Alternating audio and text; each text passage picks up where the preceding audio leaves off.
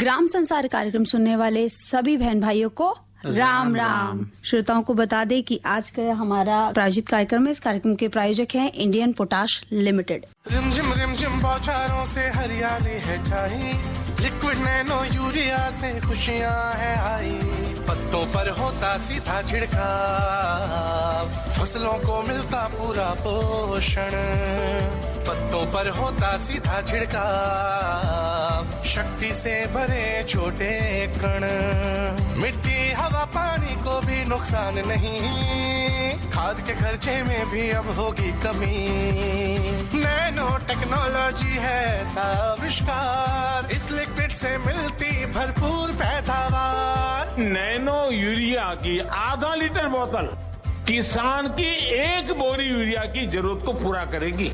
कितना खर्चा कम हो जाएगा ट्रांसपोर्टेशन का, बाकी सब चीजों का। छोटे किसानों के लिए ये कितना बड़ा संबल है। नैनो यूरिया लिक्विड आपके नजदीकी प्रधानमंत्री किसान समृद्धि केंद्रों, सहकारी समितियों एवं खाद्य विक्रेताओं के पास उपलब्ध है। चलिए राजेश भाई, अपने श्रोताओं को बता दें कि आज का हमारा प्रायोजित फोन इन कार्यक्रम है गन्ने की पाठशाला और विषय है गन्ने की पेंडी यानी रेटून में समसामयिक कार्य और उर्वरक प्रबंधन। जी बिल्कुल, ये हमारा विषय है और आज हमारे आमंत्रित विशेषज्ञ हैं डॉक्टर उपेंद्र सिंह तेवतिया। आप मुख्य प्रबंधक हैं कृषि विज्ञान इंडियन पोटाश लिमिटेड नई दिल्ली से। और जो दूसरे हमारे आमंत्रित विशेषज्ञ हैं डॉक्टर ईश्वर सिंह जी, प्रधान वैज्ञानिक राष्ट्रीय पादप अनुवांशिक संसाधन ब्यूरो नई दिल्ली। तो चलिए, इस विषय से संबंधित हमारे किसान भाई बहनों को कोई समस्या है तो वो कॉल करके फोन करके सीधा विशेषज्ञों से अपनी समस्या का समाधान पा सकते हैं। और हमारे नंबर है आज के 23421082 यानी कि 23421082 और दूसरा हमारा नंबर है 23421083 यानी कि 23421083। और जो हमारे श्रोता हैं दिल्ली से बाहर के, इन नंबर के आगे 011 दिल्ली का कोड लगाना ना भूले। तो अब सीधे चलते हैं विशेषज्ञों के पास और कार्यक्रम का संचालन कर रहे हैं शिवनंदन लाल। किसान भाइयों नमस्कार। गन्ने की पाठशाला इंडियन पोटाश लिमिटेड द्वारा जो प्रायोजित है उसमें डॉक्टर ईश्वर सिंह जी और डॉक्टर तेवतिया जी दोनों का स्वागत है। बहुत बहुत धन्यवाद शिवनंदन जी। और जिस तरीके से हम गन्ने की पाठशाला चला रहे हैं और हमारे किसान भाई काफी इसमें बढ़ के भाग ले रहे हैं और फोन भी करते हैं, उसके साथ साथ बहुत से किसान भाइयों के बाद में भी फोन आते हैं, वो जानकारी भी लेते हैं। और आज का जो विषय हमने रखा है गन्ने की पेड़ी यानी रैटून, उसमें क्या कुछ समसामयिक कार्य किए जा सकते हैं और किस तरीके से उसमें उर्वरक प्रबंधन किया जा सकता है, इस विषय पर जो भी हमारे किसान भाई फोन करेंगे उनका तो हम जवाब देंगे ही। और लेकिन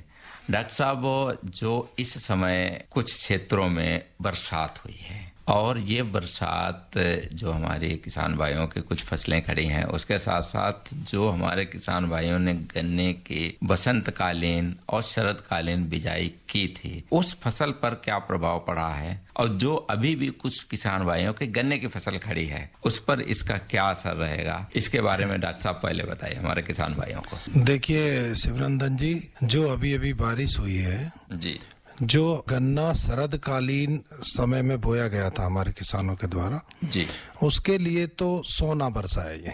और जो किसान भाइयों ने मार्च में और फरवरी में बुआई कर ली थी गन्ने की जी, उसके लिए भी बहुत अच्छा है। प्रॉब्लम कुछ उन किसानों को है जो पछेती गन्ने की बिजाई करते हैं, गेहूं काट के करते हैं, थोड़ा गेहूं में के समय में भी बारिश हो गई थी, गेहूं काटने में भी लेट हो गए, तो जिनका गन्ने का अंकुरण अभी नहीं हुआ है या जिन्होंने फिलहाल में ही गन्ना बोया है, उनको प्रॉब्लम हो सकती है। वो भी जब जब खेत में पानी खड़ा हो जाए, अगर थोड़ी बहुत बारिश है और नमी है और जो जमीन है, मृदा है, उसने वो सोख लिया है और पानी नहीं है बिल्कुल, तो कोई दिक्कत नहीं है। खड़े पानी में दिक्कत है। वो किसान भाइयों से मैं ये कहना चाहूंगा कि उस पानी को खेत से तुरंत बाहर निकालने की व्यवस्था करें। जी डॉक्टर साहब कुछ कहना चाहेंगे ईश्वर सिंह जी? जो बारिश हुई है, जैसे डॉक्टर साहब ने बताया कि शरदकालीन गन्ने के लिए सोना बरसा है, क्योंकि ये एक सिंचाई का काम करेगी। और वसंतकालीन गन्ना जो हम फरवरी और मार्च में जिसकी बुआई करते हैं उसके लिए भी बहुत अच्छा है। और मुझे इसका कोई गन्ने के फसल पे इसका कोई नुकसान नहीं नजर आ रहा। ये हमारे गन्ने की पैदावार के लिए अच्छा ही रहेगी। जी डॉक्टर साहब, अब आते हैं अपने विषय पे। जैसे कि हम पेड़ी यानी रैटून का जिक्र करते हैं, रैटून है क्या, पहले तो इसको बताइए आप। देखिए शिवनंदन जी, पेड़ी या रेट्यून, जो गन्ने की फसल है वो जनरली सामान्य तौर पर किसान 2 साल तक लेता है। 3 साल तक ले लेते 3 साल भी ले सकता है, 4 भी ले सकता है। गन्ना एक ऐसी क्रॉप है, अगर प्रबंधन अच्छी तरह किया जाए जी तो इसको आप कई साल तक ले सकते हो जी। ठीक है।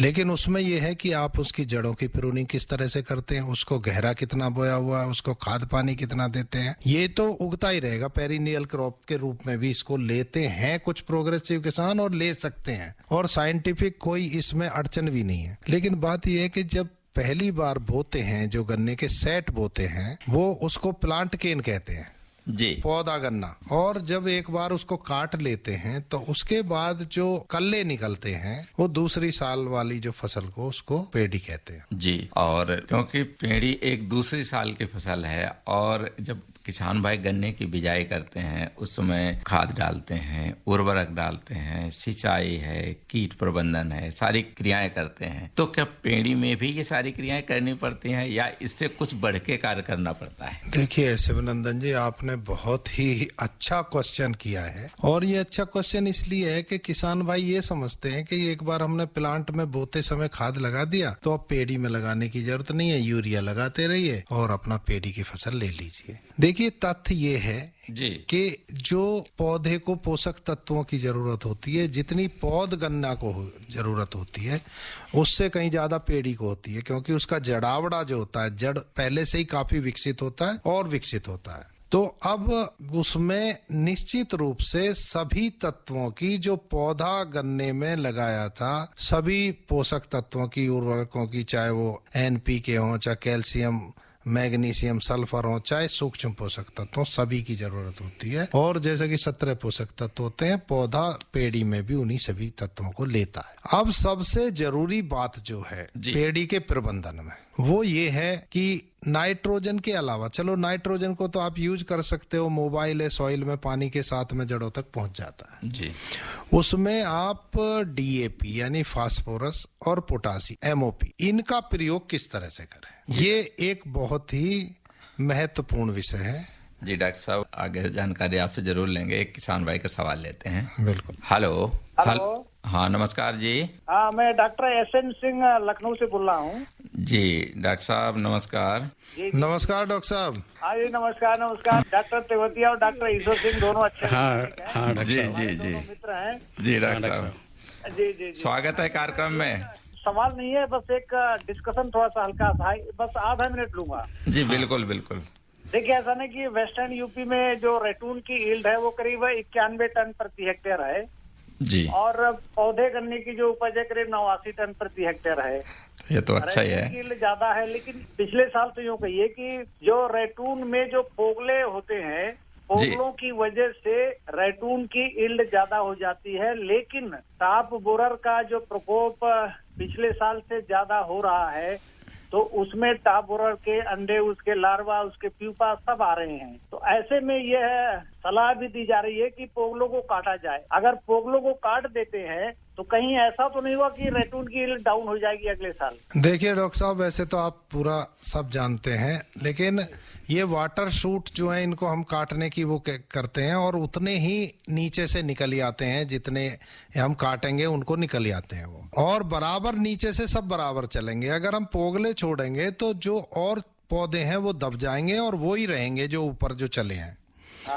तो वैज्ञानिक लोग और आप भी जैसे समर्थन करेंगे तो हम उनको काटने की सिफारिश करते हैं, जिससे कि सारे के सारे एक साथ ऊपर आ सकें और मिलेबल केन ज्यादा से ज्यादा हमारे बन सकें। मेरा डिस्कशन का यही मुद्दा था कि आपके मार्फत जो है ना ये संदेशा किसानों तक जाए कि पोगलों में जो है ना जो टाप बोरर के अंडे, प्यूपा, लार्वा सब लगे हुए हैं, उनको अगर काट दिया जाए और मवेशियों को खिला दिया जाए जी, तो ऐसे में क्या होगा ना कि उनकी जो पॉपुलेशन है वो बहुत हद तक कम हो जाएगी और मवेशियों को भी अच्छा मिल जाएगा चारा। अच्छा, चारा भी मिल जाएगा। जी जी, पौष्टिक चारा। टाप बोरर को हमें मिनिमाइज करना है। जी जी जी, बिल्कुल सही। बढ़िया लग रही है, फार्मर्स के लिए प्रोग्राम बहुत बढ़िया होता है आप लोगों का। आप अच्छे वक्ता भी हैं, अच्छा बोलते हैं। बहुत बहुत धन्यवाद डॉक्टर साहब। Thank you. जी डॉक्टर साहब, जिस तरीके से बताया कि जो उसमें किल्ले हैं उनको काट देना चाहिए, लेकिन इससे काटने का फायदा क्या है? देखिए यही बात अभी कह रहे थे, जब उनको काट देंगे ना जी, तो जो सबसे पहले डॉक्टर साहब ने भी बताया, हम भी बताया, जो टॉप बोरर की जो पीढ़ियां हैं जी, जो कि वो बड़ी वाली फसल से आई हैं, बड़ी वाली फसल जो कीड़े मकोड़े हैं और उनमें भी टॉप बोरर जो कहते हैं कि चोटी बेधक जी, जो ऊपर वाले अगोला को जो कि बढ़वार करता है उसकी जी, उसको काट देता है और सुखा देता है ऊपर से, उसकी 4 पीढ़ियां चलती हैं गन्ने में। तो उसमें जब बड़ा गन्ना होता है तो वो उनके उस पे जो पोगले होते हैं उनमें आ जाते हैं उनके अंडे, तो उनको छोड़ देंगे तो वो पूरी फसल में फिर वो दोबारा फैल जाएंगे। कीट का प्रकोप हो जाएगा। उनको अगर निकाल देंगे तो देखिए नीचे से कल्ले उससे ज्यादा आएंगे, सभी कल्ले बराबर के होंगे, सबको पोषण बराबर मिलेगा और मिलेबल केन ज्यादा बनेंगे। जो वो बड़े पोगले होते हैं वो फिर और जो नीचे से निकलते हैं कल्ले छोटे, उनको पनपने नहीं देते हैं, उनके हिस्से का भी पानी खाद सब उनके हिस्से का ले लेते हैं और वो मिलेबल केन नहीं बन पाते, थोड़ा सा ग्रोथ करके वो छोटे रह जाते हैं। दूसरा देखिए चारा बहुत अच्छा होता है, वो जो पोगले का, उसको जो पशु है ना बड़े चाव से खाते हैं, तो पशुओं के लिए चारा भी मिल जाता है। अच्छा डॉक्टर साहब, आप जिक्र कर रहे थे कि जब हम नई फसल लगाते हैं तो उसमें कुंड में आपने खाद उर्वरक सारा कुछ दे दिया, लेकिन पेड़ी वो खड़ी फसल है, उसमें कुछ ऐसी चीज, जब आप डीएपी का जिक्र कर रहे थे जिसमें उसको आप कैसे देंगे? हाँ देखिए ऐसा है कि जैसे जैसे वैज्ञानिक जो ज्ञान बढ़ता जा रहा है किसानों का, तो रेट्यून मैनेजर भी आने लगा है, अब इम्प्लीमेंट है। लेकिन देखिए हम पीछे जब खेती करते थे, हमारे से पहली पीढ़ी जो खेती करती थी वो जब देसी हल से जोतती थी पेड़ी को, तो उसके किनारे पे बिल्कुल जड़ों को काटते हुए, उनको तोड़ते हुए और उसमें खाद डालते थे। वो भी ये जानते थे कि जो ये फास्फोरस है ये नीचे मट्टी में डाला जाना चाहिए जहां पे गन्ने की फसल का रूट जोन होता है। क्योंकि अगर देखो कुछ किसान भाई, कुछ क्या काफी किसानों को मैंने देखा है कि डीएपी का नॉलेज हुआ, भाई डीएपी जरूरत है, ऊपर से उसको छिड़क देते हैं। कभी कभी तो उसमें जो पत्ते होते हैं वो फैले होते हैं खेत में और उसके ऊपर ही डीएपी छिड़क देते हैं। उन किसान भाइयों से मैं ये निवेदन करना चाहूंगा कि डीएपी जैसे बहुत ही कॉस्टली, बहुत महंगा फर्टिलाइजर है, उसको बेकार ना करें। ऊपर से कुछ फायदा नहीं होगा क्योंकि फास्फोरस जहां पे डाल देते हैं वहीं पड़ा रहता है खेत में, 1 आध इंच तक बस जहां तक घुलता है वहीं रहता है, और जड़ें उसको जब ही ले पाती हैं जब जड़ें उसके पास जाएं। अब देखिए जड़ ऊपर तो आएंगी नहीं खेत के, जड़ तो नीचे रहेंगी, तो जब तक उसको नीचे नहीं देंगे जब तक फास्फोरस का फायदा नहीं होगा। यही है इसका पोटास भी जड़ में देनी चाहिए। तो देखिए देसी हल से या ट्रैक्टर से भी आजकल, या उससे जो है उसके जड़ों के नीचे ये 2 तत्व तो जरूर देने चाहिए, और अगर उनके साथ माइक्रो न्यूट्रिएंट भी दे दें तो बहुत अच्छी बात है। तो फर्टिलाइजर हमेशा रूट जोन में, एक नाइट्रोजन ऐसा है कि उसको कहीं भी डाल दो, वो पानी जहां जहां तक नमी पहुंचेगी वहां तक ये नाइट्रोजन पहुंच जाएगा। तो डॉक्टर साहब जैसे आपका नैनो यूरिया आया है जी, तो क्या नैनो डीएपी भी आया है, उसका प्रयोग नहीं कर सकते हैं किसान भाई? देखिए बिल्कुल कर सकते हैं। उसके अलावा वाटर सोल्युबल फर्टिलाइजर भी हैं, एनपीके 19-19-19 जिसमें तीनों होते हैं वाटर सोल्युबल में, एसओपी भी होता है, सल्फर है। वाटर सोल्युबल फर्टिलाइजर की भी एक रेंज है, ये भी एक नैनो डीएपी और नैनो यूरिया, ये भी स्प्रे में यूज होते हैं जैसे और वाटर सोल्युबल फर्टिलाइजर होता है। तो बिल्कुल बेहिचक कर सकते हैं डीएपी, नैनो डीएपी और नैनो यूरिया का छिड़काव जब भी फसल भरी हो जाए, पत्ते खूब निकल आए, क्योंकि ये स्प्रे से होती है तो जितना पत्तों पर पड़ेगा उतना ही फायदा होगा इसका। डॉक्टर साहब कुछ हमारे किसान भाई कार्बनिक खाद जैसे गोबर की खाद हो गई, केचुआ खाद, इसका भी प्रयोग करते हैं, तो उसको किस तरीके से प्रयोग कर सकते हैं? हाँ, ये आप जैसे आपने कहा गोबर की खाद है या कंपोस्ट है, और दूसरा कि आपके केंचुए की खाद है, इनको आप पेड़ी को जो तैयार करते हैं उस समय जब उसमें आप पेड़ी प्रबंधन मशीन से या फिर आप हल से उसके स्टबल सेविंग करते हैं, ऊपर से स्टबल को काटते हैं और जड़ों को पास से जब गन्ने की लाइन के पास से हल चलाकर आप उसकी जड़ों को काटते हैं, डिस्टर्ब करते हैं, उस समय जो नाली बनती है उसके अंदर आप FIM है, गोबर की खाद है, वो 15 से 20 20 टन प्रति हेक्टेयर की दर से आप उसमें डाल सकते हैं, या फिर प्रेस मड हो जो फैक्ट्री से हमारी तैयार होती है उसको भी आप इसको उसमें डाल सकते हैं। तो इसको हम इस तरह खूडों के अंदर डालकर उसको पेड़ी में हम डाल सकते हैं गोबर की खाद को। तो निश्चित तौर पर उसका भी किसान भाइयों को और जो हमारी किसान भाइयों ने फसलें लगाई उनको फायदा मिलेगा। डॉक्टर साहब एक किसान भाई का फोन लेते हैं। हेलो। हाँ, नमस्कार जी। हाँ जी नमस्कार सर, सत्यवान बोल रहा हूँ जी। जी सत्यवान जी, कहाँ से? मुरादाबाद से बोल रहा हूँ। हाँ, क्या सवाल है सत्यवान जी? सवाल मेरा ये है सर कि आजकल जो गन्ने के समसामयिक कार्य हैं और जो आप बता रहे हैं जी, तो उनको किस तरीके से किया जाए, थोड़ा सा इस पे थोड़ा सा प्रकाश डाला जाए। और जी बिल्कुल। सत्यवान जी, आप अपनी फसल की जो स्टेज है, कब बोई है आपने, थोड़ा सा उसके बारे में बताएंगे, तभी हम अच्छी तरह से बता पाएंगे। थोड़ी पछिती रहेगी हमारी फसल थोड़ी सी। कब बोई थी? ये करीब 2 महीने हो गए। 1 महीना? हाँ जी हाँ जी। अच्छा, डायरेक्ट गन्ना बोया था खेत में? जी जी जी। देखिए सत्यवान जी, एक तो मैं सबसे आपको एक अच्छी बात बताना चाहूंगा। देखो, प्लानिंग बनानी पड़ती है कोई भी काम हो। आपको ये लग रहा है कि पछेती होगी तो आप गन्ने की नर्सरी उगा सकते हैं। हमारा बहुत अच्छा एक्सपीरियंस है नर्सरी में, और उसमें कुछ नहीं करना है। आप बहुत अच्छी जो जमीन हो आपकी, उसमें खाद मिलाएं अच्छी तरीके से, और उसकी रेज बेड बनाएं, यानी कि 1 मीटर ऊंची, थोड़ी सी ऊंची क्यारियां बनाएं, जहां पे बराबर में नालियां रहेंगी, उनकी मिट्टी भी ऐसे ऊपर डाल देंगे तो वो बन जाती है। उस पे आप 1 आंख की जो बड होती है वो लगाएं, और उस पर अच्छी तरह से पानी खाद दें, और उसको आप अगर उगा लेंगे 1 महीने से लेकर 30 से 40 दिन की बहुत अच्छी नर्सरी हो जाती है। तो जब कभी भी आप लेट हो तो उसको लगा सकते हैं, और 1 महीने आप आगे हो सकते हैं इस फसल में। अब रही बात आपकी कि 1 महीने पहले आपने फसल बोई है, तो मैं उम्मीद करता हूं कि अंकुरण आपका हो रहा होगा अच्छा। आप उसमें पानी लगाइए, पानी के साथ में उसमें यूरिया की पहली डोज लगाइए, और उसके बाद में उसमें देखिए कि खरपतवार ना होने पाए। आप खरपतवार का नियंत्रण कीजिए उसमें। और जो इस समय जो है एक आता है अर्ली सूट बोरर, तो वो जो है उसका ध्यान रखिए। जो बीच का जो कोत होता है वो सूख जाता है, तो उसके लिए जो आप ये CTPR होता है, क्लोरोएंट्रीनिलीप्रोल, इसकी आप 150 ml मात्रा 1 एकड़ में ड्रेंच कीजिए इसको, नोजल को थोड़ा सा मोटा करके, और कूड़ों में जो पेड़ों से होता हुआ उसकी जड़ में भी जाए, तो उसका आगे तक 3 महीने तक उसका अर्ली सूट बोरर का भी प्रबंधन हो जाए। जी डॉक्टर साहब, हमारे जो ग्राम संसार कार्यक्रम है, निश्चित तौर पे हमारे किसान भाई, ग्रामीण भाई सुनते हैं, और इसमें वो अपना लोक संगीत भी सुनते हैं। तो कहो तो एक आज रागनी सुनवा दें। नहीं, बिल्कुल, किसान भाई हमारे बहुत शौकीन है रागनी के, तो वो बहुत जरूरी है। तो करवाते हैं किसान भाइयों का मनोरंजन एक रागनी से, देशभक्ति।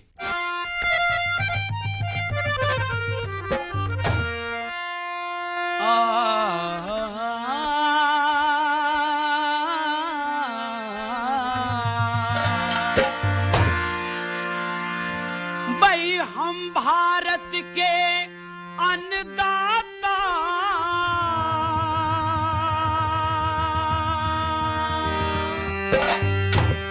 खेतों में करें कमाई,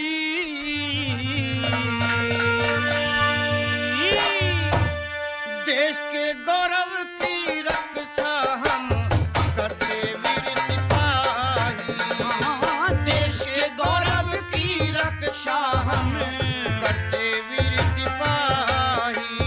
भाई हम भारत के अन्नदाता, भाई हम भारत के अन्नदाता, खेतों में करें कमाई, देश के गौरव की रक्षा हम करते वीर सिपाही, देश के गौरव की रक्षा हम करते वीर सिपाही।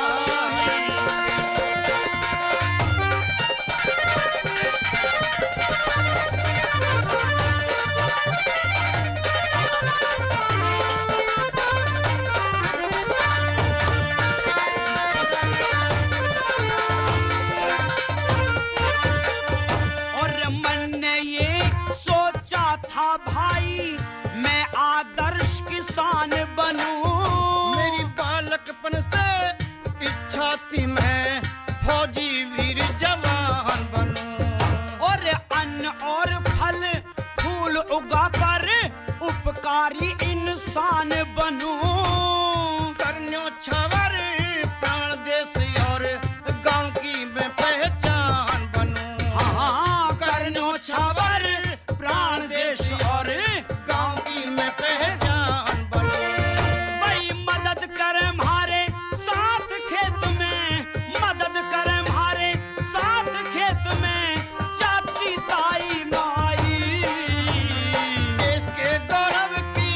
रक्षा हम करते वीर सिपाही। देश के गौरव की रक्षा हम करते वीर सिपाही।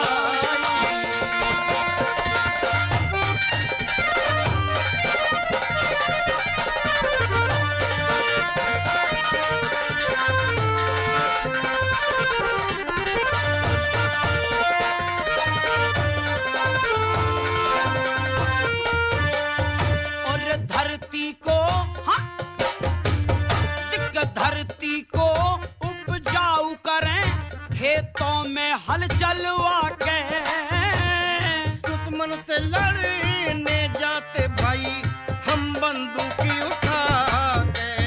और पेट भरने का यत्न करें हम अधिक अन्न उपजा के। तुम सबको आजाद रखें हम अपना लहू बहा के। तुम सबको आजाद रखें हम अपना लहू बहा के। हम गाय भैंस पालन करके, हम गाय भैंस पालन करके देते घी दूध मलाई। देश के गौरव की रक्षा हम करते वीर सिपाही। देश के गौरव की रक्षा हम करते वीर सिपाही।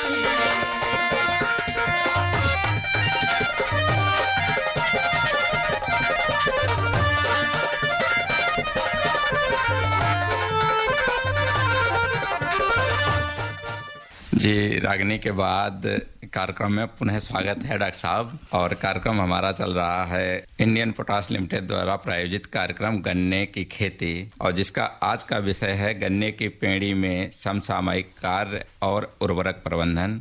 डॉक्टर ईश्वर सिंह जी, डॉक्टर उपेंद्र सिंह तेवतिया जी, दोनों का पुनः स्वागत है। और जो किसान भाई हमारे फोन करना चाहते हैं उनको नंबर वैसे पता है 23421082 और 23421083।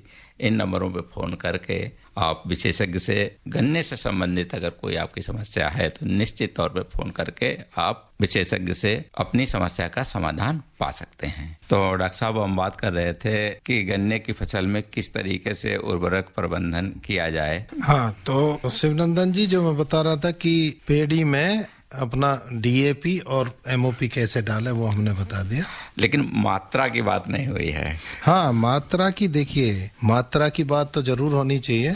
और जो हमारी रिकमेंडेड डोज है, देखिए जितनी हमने प्लांट में लगाई थी जी, उतनी हमको पेड़ी में लगानी है, नंबर एक बात। और देखिए जब हम मात्रा की बात करते हैं जी, तो हम 4 आर को ध्यान में रखते हैं। 4 आर है, राइट सोर्स होना चाहिए हमारा जी, और राइट डोज होनी चाहिए, राइट मेथड होना चाहिए, और राइट टाइम ऑफ एप्लीकेशन होना चाहिए। 4 आर अपनाना होता है। केवल डोज से भी काम नहीं चलता, सारी चीजें होनी चाहिए। दूसरी बात ये होती है कि देखिए जो फर्टिलाइजर एप्लीकेशन होती है वो 2 चीजों पर निर्भर करती है। नंबर 1, हमारे जो खेत है उनकी उर्वरा शक्ति कैसी है। नंबर 2, हम फसल कौन सी उगा रहे हैं। तो यहाँ फसल हम गन्ने की बात कर रहे हैं तो हम गन्ने को लेते हैं जी। और मृदा का जानने के लिए देखिए हर एक किसान की जो खेत की उर्वरा शक्ति है वो अलग अलग होती है। उसके लिए जो वैज्ञानिक हैं हम लोग करते हैं कि भाई एक बार किसान भाई मृदा टेस्ट जरूर कराएं, परीक्षण जरूर कराएं, और परीक्षण के आधार पे उसमें मात्रा खाद की डालनी चाहिए। लेकिन अगर ये कहें कि भाई स्टेट रिकमेंडेशन क्या है, तो हमारी जो रिकमेंडेशन रहती है 180, 60 और 40 की है। 180 किलोग्राम नाइट्रोजन, 60 किलोग्राम फास्फोरस और 40 किलोग्राम पोटाश ये डालते हैं हम इसमें। जी डॉक्टर साहब, बिल्कुल बात करेंगे इस पे आगे। और जो हमारे किसान भाई अभी इस कार्यक्रम में फोन नहीं कर पाए हैं, निश्चित तौर पे हम उनके फोन का इंतजार करेंगे और आपकी समस्याओं का समाधान दिलवाएंगे। किसान भाइयों सुन लो मेरी बात, किसान मित्र से ना है बढ़िया खाद। IPL की किसान मित्र जैविक खाद, मुख्य सूक्ष्म तत्वों से मिट्टी को जीवंत बनाए, ठोस हो या तरल रूप में इस खाद से फसलें लहराए। फसलें तुम भरपूर उगाओ, खूब कमाओ, मौज मनाओ। किसान भाइयों सुन लो मेरी बात, किसान मित्र से ना है बढ़िया खाद, IPL की किसान मित्र जैविक खाद। अपने खेतों में हरियाली और जीवन में खुशहाली के लिए हमेशा इस्तेमाल करें IPL की जैविक खाद किसान मित्र, जो कि उपलब्ध है रोहाना कला शुगर मिल पर। शीघ्र बुक करें। श्रोताओं का एक बार फोन इन कार्यक्रम में स्वागत है। सबके लिए सामाजिक सुरक्षा, अटल पेंशन योजना, मोदी जी का संकल्प। योजना उन नौजवानों के लिए है ताकि आप जब 60 साल के होंगे आपको कभी किसी के सहारे की जरूरत न पड़े, आप अपना बुढ़ापा भी गौरव के साथ बिता सको। अब तक इस योजना से 5 करोड़ 20 लाख से अधिक लाभार्थी जुड़ चुके हैं। अगर आप भी 18 से 40 साल की उम्र के हैं तो मासिक अटल पेंशन सहित योजना के 3 गारंटीड फायदों की जानकारी के लिए अपनी बैंक शाखा से संपर्क करें।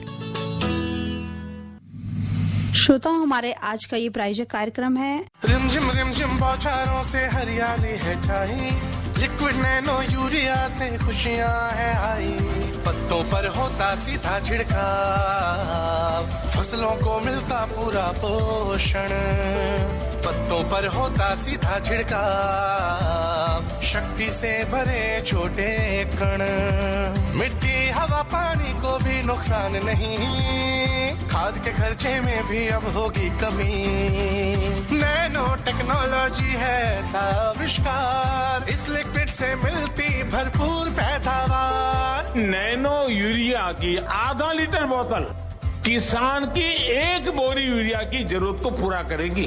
कितना खर्चा कम हो जाएगा ट्रांसपोर्टेशन का, बाकी सब चीजों का। छोटे किसानों के लिए ये कितना बड़ा संबल है। नैनो यूरिया लिक्विड आपके नजदीकी प्रधानमंत्री किसान समृद्धि केंद्रों, सहकारी समितियों एवं खाद्य विक्रेताओं के पास उपलब्ध है। तो चलिए अपने श्रोताओं को बता दें कि हमारा आज प्रायोजित कार्यक्रम गन्ने की पाठशाला जारी है और प्रायोजक है इंडियन पोटाश लिमिटेड, और इसका विषय है गन्ने की पेंडी यानी रेटून में सामयिक कार्य और उर्वरक प्रबंधन। स्टूडियो में ले चलते हैं शिवनंदन लाल जी के पास।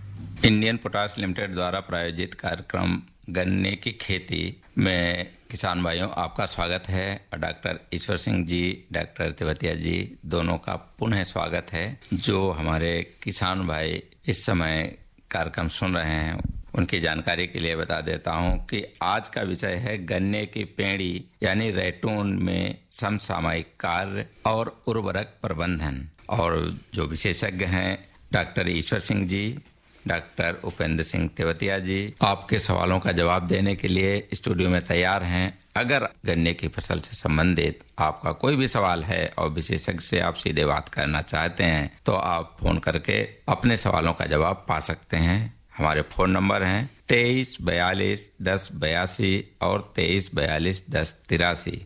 और जो दिल्ली से बाहर से फोन कर रहे हैं, मोबाइल से फोन कर रहे हैं, तो दिल्ली का STD कोड 011 अवश्य लगा लें। तो डॉक्टर साहब, वो हमें लगता है किसी किसान भाई का फोन आ गया तो उसको ले लेते हैं पहले। हेलो जी, नमस्कार। नमस्कार जी, मैं लखनऊ से राजा बात कर रहा हूँ। जी बताइए, क्या सवाल है आपका? सर जी, जैसा कि आज का विषय गन्ना से ताल्लुक रखता है जी, तो मेरा एक सवाल इसीलिए मैं कॉल किया है कि हम गन्ना लगाए हैं जी अपने खेतों में, लेकिन सर कहीं कहीं मतलब गन्ने में एक लाल तरह का रोग ऐसा लग गया है। लाल सड़न? हाँ, जो लाइन बन जाती है जी। और जब उसको गन्ने को मतलब वो खाया जाए या उसको बीज से 2 टुकड़े किया जाए तो उसके अंदर वो लाइन मिलती है। तो ये हम किस तरह से इस रोग को दूर कर सकते हैं, ये मेरा सवाल है। जी तेवतिया जी। लाल सड़न रोग आप कंफर्म कह सकते हैं कि लाल सड़न रोग है? जी जी, मतलब ये मैंने आपको सर पहचान बताई है, यही उसमें निशानी नजर आती है। पत्तियों पे लाल धारी है? जी जी हाँ, वही धारी आती है। अच्छा, कितना बड़ा गन्ना है आपका? जी, गन्ना तो मतलब जब बड़ा हो जाता है तब ये नजर आता है। हाँ, देखिए ऐसा है। वैरायटी कौन सी है आपकी? यही नरम गन्ना है। CO 0238 है वैरायटी या कोई? 238 बता रहे हैं। हाँ, देखिए आपने सुना भी होगा, ये रोग बहुत ही व्यापक तरीके से पूरे प्रदेश में भी अन्य राज्यों में भी फैला हुआ है। देखिए CO 0238 जो है वो काफी पुरानी वैरायटी हो चुकी है हाँ जी। और इसने लाल सड़न रोग ने अपनी गिरफ्त में ले लिया पूरी तरीके से। अच्छा। और देखिए अब वैज्ञानिक लोग इस वैरायटी को ना बोने की सलाह दे रहे हैं। अच्छा। उसका कारण ये है कि ये जो रोग है ये फंगस का रोग है जी। और ये दूसरी जगह बड़ी जल्दी से फैलता है, दूसरे खेतों में भी। अच्छा। और इसका जो उपचार है वो शुरू होता है आपके बीज उपचार से। अच्छा, स्टार्टिंग से जब आप गन्ना बोते हैं तो देखिए 2 ट्रीटमेंट होते हैं, एक बीज का उपचार और एक मृदा का उपचार। हाँ। तो बीज का उपचार करने के लिए एक दवा आती है थायोफिनेट मिथाइल। हाँ। उससे आप जो है लगभग आधा घंटा उसके 2% के घोल में डुबाए रखें, यानी 2 ml या ग्राम में घोल लें आप। एक 100 ग्राम का पाउच आता है पाउडर में, उसको 1 एकड़ के उपचार के लिए वो काफी होता है। अच्छा। तो उसको एक ड्रम में घोल लें, उसमें आधा घंटे तक जरूर उस बीज को डुबाएं। लेकिन देखिए ज्यादा ध्यान रखने की बात यह है कि बीज का जो सेट होता है, जो टुकड़ा होता है, जो काटते हैं गन्ने का टुकड़ा, हाँ जी, उसको किसान भाई 2 आंख का काटते हैं या 3 आंख का काटते हैं। हाँ जी। तो उसमें क्या है, जो बीच की आंख होती है उस तक दवाई नहीं पहुंच पाती है जी।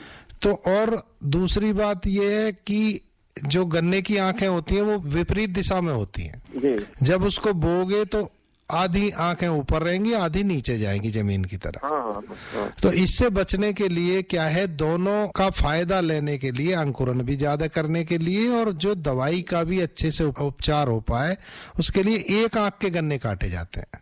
अच्छा।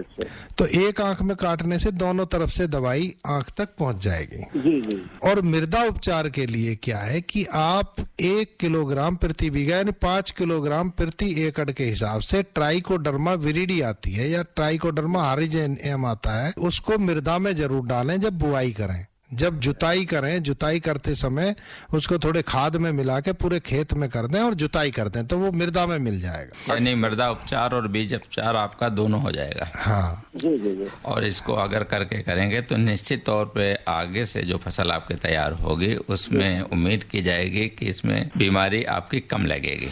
और अगर देखिए अब वो आपका समय निकल गया, अगर फिर भी थोड़ी बहुत रोकथाम हो सकती है तो आप थायोफिनेट मिथाइल का स्प्रे करा दीजिए इसका घोल का। अच्छा। तो वो थोड़ा पूरा तो नहीं लेकिन थोड़ी रोकथाम होगी इसकी। जी और एक धन्यवाद। बात ये बता देते हैं डॉक्टर साहब कि ट्राइकोडर्मा कितना डालना है। उसके लिए 2.5 किलो प्रति हेक्टेयर आपको ट्राइकोडर्मा डालना है और लगभग 75 kilogram farm yard manure FIM है उसमें मिलाकर आप खुडों में डाल देंगे तो इसका आपको काफ़ी लाभ होगा, क्योंकि ये पौधों के रोगवर्धक शक्ति को बढ़ाता है और दूसरा कि पोषक तत्वों को भी पौधों को उपलब्ध करने में सहायता करता है। जी, फोन करने के लिए आपका बहुत बहुत धन्यवाद। एक दूसरे किसान भाई का फोन लेते हैं। हेलो डॉक्टर साहब नमस्कार तेवतिया जी, और आपको भी नमस्कार जी। नमस्कार साहब।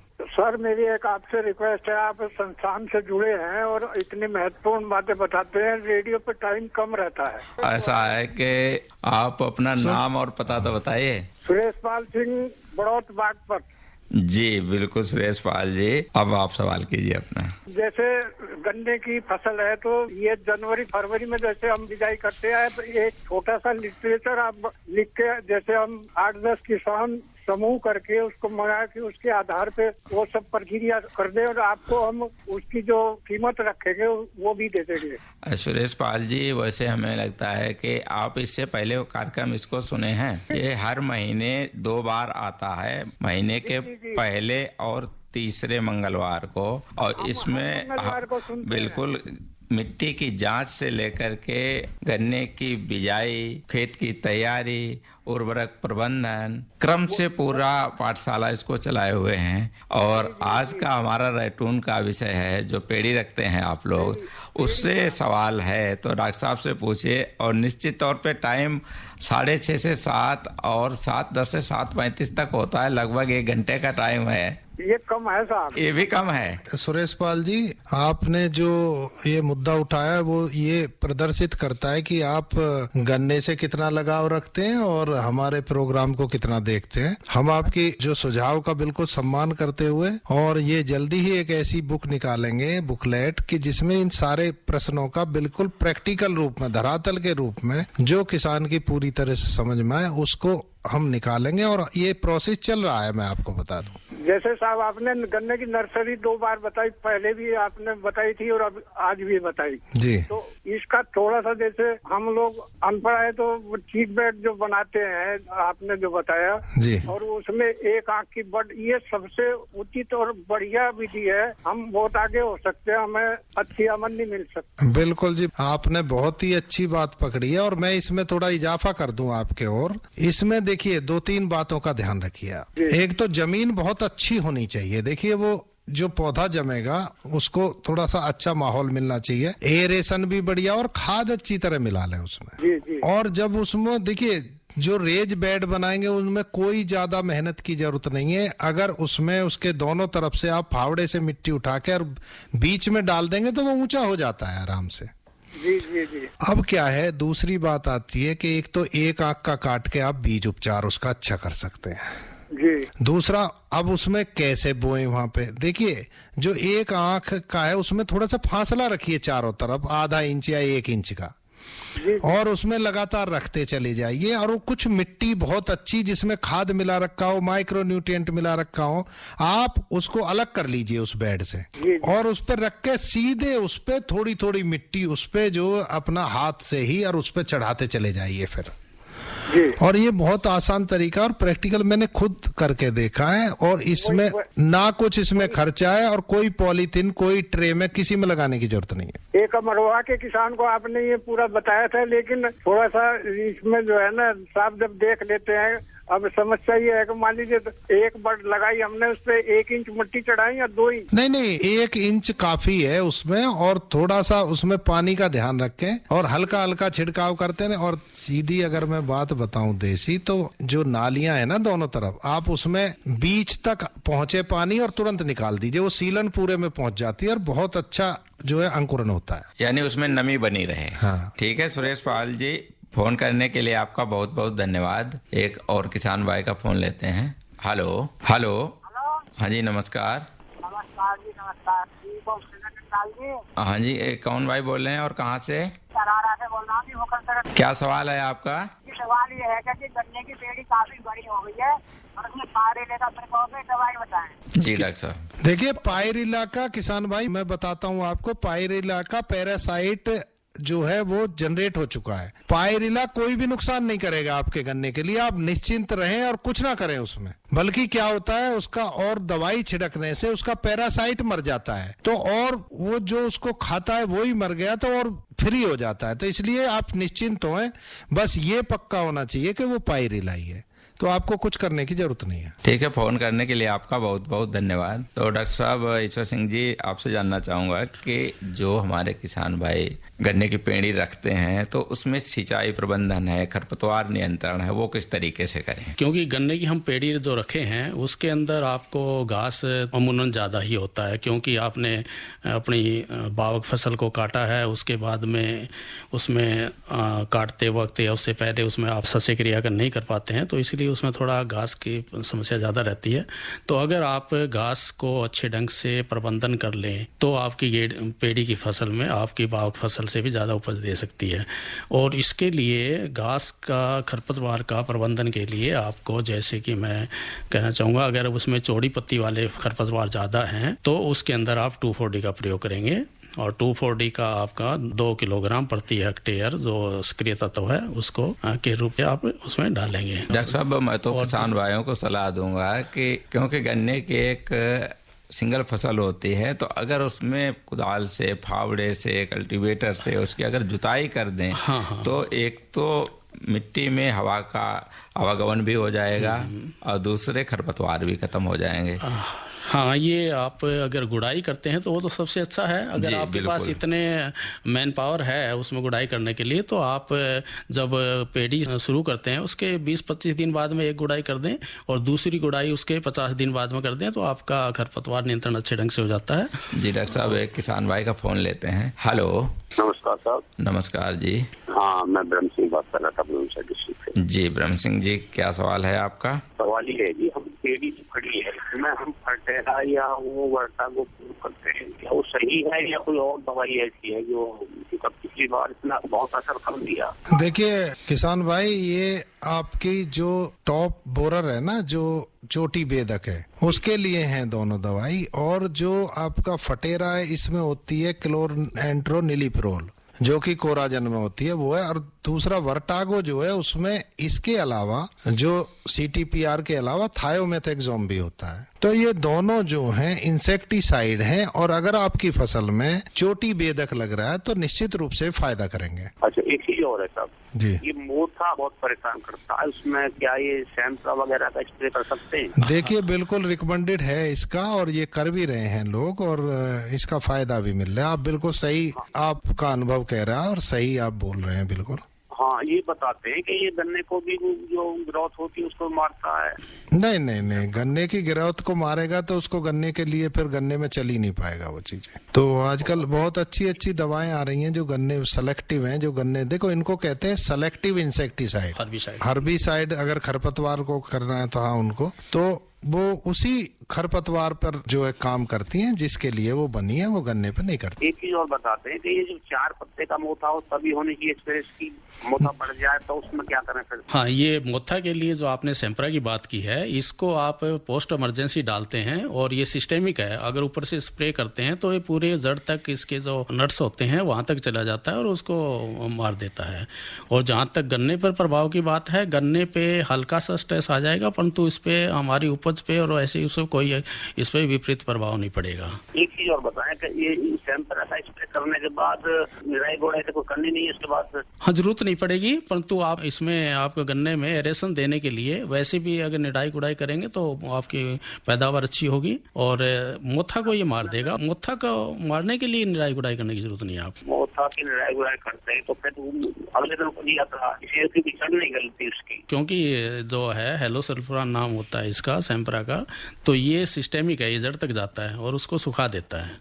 हमने खुद इसको एक्सपेरिमेंट में किया है फील्ड में अपने रिसर्च फार्म पे, तो ये सुखा देता है काफी हद तक। मेरा कहना यही था कि पहले निराई गुड़ाई जो भी करनी है हम उसे करने के बाद, इसका स्प्रे करने के बाद, उसके बाद कोई निराई गुड़ाई नहीं करनी। नहीं, इसका स्प्रे करने से पहले करने की जरूरत नहीं है, क्योंकि मोथा होगा उस पे हरा होगा तभी उस पर स्प्रे करोगे, तभी वो मोथा उसको ले पाएगा। और उसके बाद में अगर मोथा कुछ रह भी जाता है कहीं तो वो निराई गुड़ाई भी कर सकते हैं, कोई दिक्कत नहीं है। गुड़ाई करना तो गन्ने के लिए बहुत लाभदायक है। ठीक है, फोन करने के लिए आपका बहुत बहुत धन्यवाद। एक दूसरे किसान भाई का फोन लेते हैं। हेलो। नमस्कार जी। हाँ जी, नमस्कार। अपना नाम पता बताइए। हाँ, मेरा नाम सुखबीर सिंह। कहाँ से? ग्राम दादूपुर नीला, जिला बुलंदशहर, तहसील सिकंदराबाद। जी, क्या सवाल है आपका? आप जल्दी में कीजिए जो भी आपको पूछना है। हमारी पेड़ी में ईंख में पत्ते पीले हो रहे हैं। जी डॉक्टर साहब। हाँ, पत्ते पीले हो रहे हैं तो उसमें आपकी पत्ती की जो बीच की जो होती है मिडरिब होती है वो हरी है।